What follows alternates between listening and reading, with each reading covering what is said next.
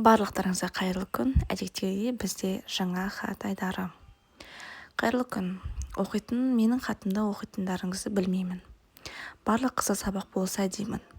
Мүмкін ешкім оқымас. Сіз де оқымассыз. Бәрібір жаза беремін. Бірақ ішімдегі шындықты бір рет қана болсын айтуым керек сияқты. Менің ешқашан жаман болғым келген жоқ.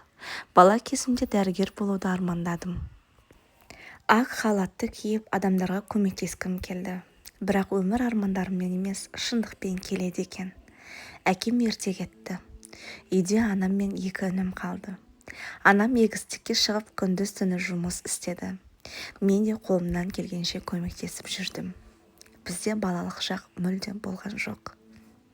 Мектепті жақсы оқуға тырыстым. Жақсы бітірдім. Бірақ оқу орнына түсуге шамам жетпеді. Ақша да жоқ, көмек те жоқ.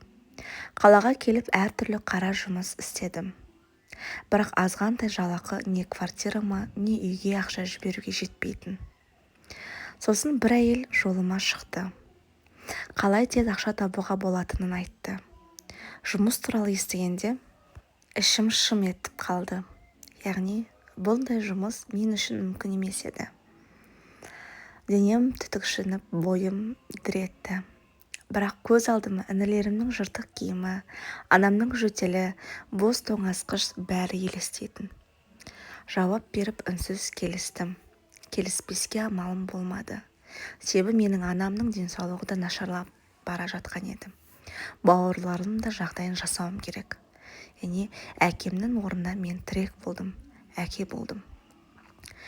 Сонымен менің күнім ең лас, ең жаман, ең қауіпті, ең қорқынышты, ең жеркенішті түндерім басталды. Сол келіншек ұсынған жұмысқа кіріспеске амалым болмады. Жауап беріп үнсіз жөтеле келістім. Өзімді жертва еттім. Қыздығымды далада жүрген бомжға бердім. Уқалап қоздыру деген жоқ. Тек бір жерін сумаңдатып тығуды ғана білді. Бомж ақша берді. Мені аямай алдымнан, артымнан да білгенін жасады. Басында өзімді жек көрдім. Айнаға қарай алмадым. Сөйтіп уақыт өтіп бәріне үйреніп кеттім. Үйге ақша жібердім, анама дәрі алғыздым, інілерім оқуға түсті, ал мен өзімді біртіндеп жоғалта бастадым. Менің күлкім өтірікке айналды. Көзімнің оты өшті. Өзімді тірі адам сияқты емес көлеңке сезіндім. Яғни жаны бар, бірақ тірі өлікпін. Осылай менің күндерім өтті. Анам бәрін білді. Бірақ ешқашан сұрақ қойған емес.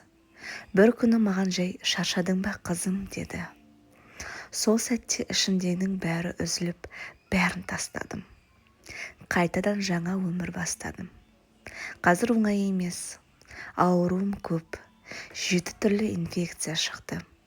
2 жылда жұмыс жасаған ақшамды қоссам да денсаулығыма жетпейді. Артымнан тесігі үлкен, дәу болып кетті.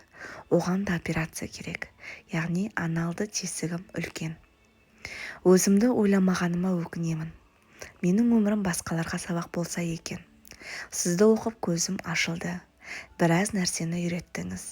Ешқандай жігітпен жатқым келмей қалды. Енді тек тұрмыс құрғым келеді. Менің жасағандарымның барлығы қате. Мен оған өкінсем де ешнәрсе жасай алмаймын. Сонда да маған ақыл кеңестеріңіз керек. Осыншама менің минустармен, 7 түрлі инфекциямен мені жігіт қабылдай алады ма? Жатқан ер азаматтарым бәрі отбасылы. Яғни әйел бала шағасы, отбасы бар. Өзімді кейде ешкім керексіз сезінемін. Ешкімнің отбасын бұзғым келмейді. Бірақ бұзып тиіп те алғым келеді. Арам ойлар шайтан азғырады. Өтінемін, маған кеңес беріңіздерші.